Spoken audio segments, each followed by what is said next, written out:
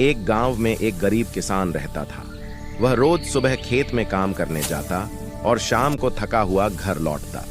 एक दिन उसने देखा कि उसके खेत में एक छोटी घायल चिड़िया पड़ी है। किसान को उस पर दया आ गई। उसने चिड़िया को उठाया, पानी पिलाया और घर ले जाकर उसकी देखभाल करने लगा।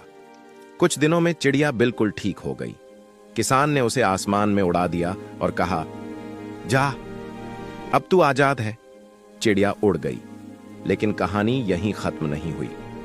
कुछ दिनों बाद किसान के खेत में टिड्डियों का झुंड आ गया। पूरी फसल बर्बाद होने वाली थी। तभी अचानक आसमान से सैकड़ों चिड़ियां आ गईं। वे सब टिड्डियों को